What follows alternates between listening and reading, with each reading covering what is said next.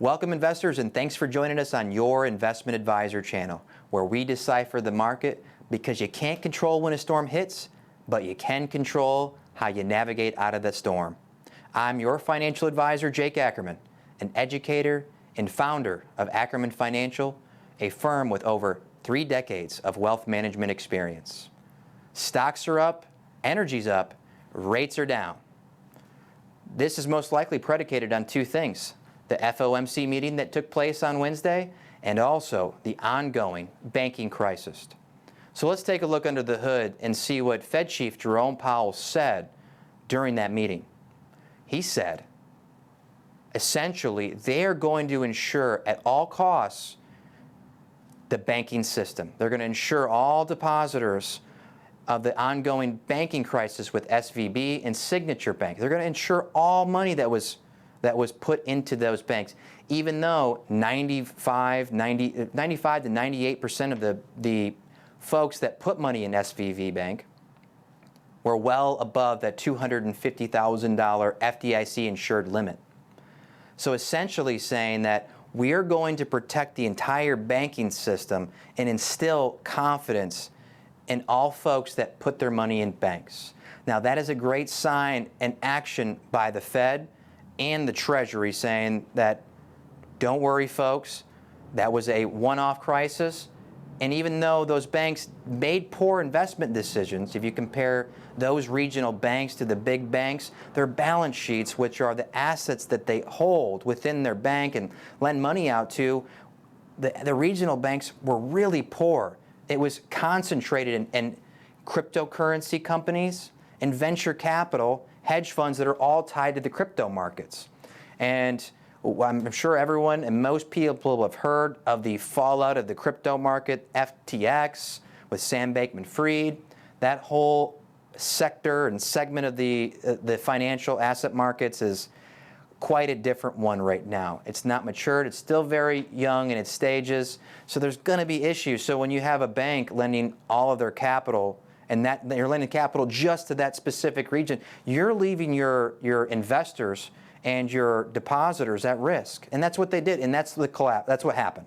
When rates went up, those risky loans, they went down in value, and if they want to raise more capital, their rates are now higher. So it was a bad management all around. So when you look at the rest of the banks, they're not like those banks. That's number one, what Fed Chief Jerome Powell said. Number 2, that they don't foresee them having to hike rates anymore, which is good news for asset prices. Some asset prices, not all asset prices. Essentially, you know, I'm going to focus on the stock market, equity markets, and bond markets. It's going to be good for those asset classes. He did point out real estate. Real estate is probably going to be under continued pressure. He did highlight that point. So, no more rate hikes. But where does that leave rates? They're going to leave rates high for a long time. Their expectations of leaving rates where they are they're set to keep the rates where they are for the rest of the year. But doesn't mean the markets aren't going to be forward-looking. Doesn't mean that rates aren't going to slowly come down and expectations that rates will come down in the future. But that's going to be predicated on inflation data. So, of course, we'll have to continue to monitor that. Another thing he did say is that they may not be hiking rates, but rates could keep going up. And that's because banks, because of the banking crisis, are going to increase their lending standards, making folks and investors, your home buyers needing credit, it's going to increase the demands to receive the credit. Your qualifications, thereby bringing the credit supply down. So if it's here, think of this. If it's harder to obtain a loan, there's going to be less credit in the system. They're going to be able to increase the credit restrictions, thereby again bringing down inflation. If there's less money supply, inflation goes down. There's more money supply, inflation goes up. Those two are they're in correlation with one another. So that's really what's taking place right now. The equity markets continued on its bullish trend since October of last year. They've been continuing to go up.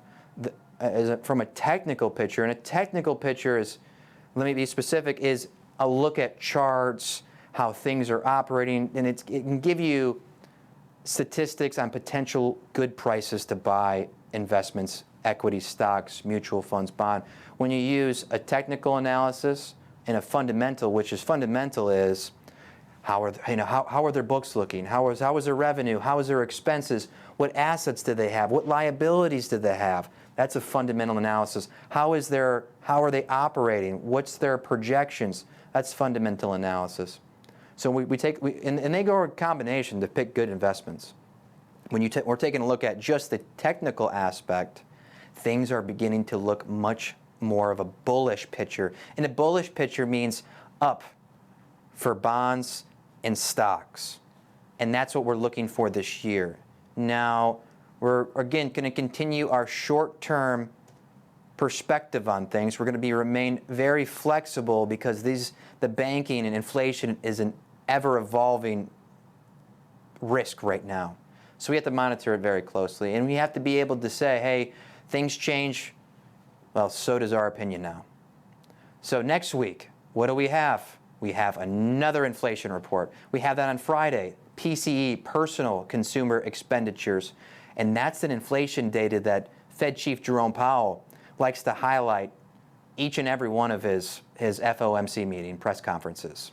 So we're going to look to that to give us some more clarity of which way is inflation really being defeated. And when you look at commodity prices and some things under the hood, it looks to be so. But does that translate to the data? Not always so. So we'll take a look at it.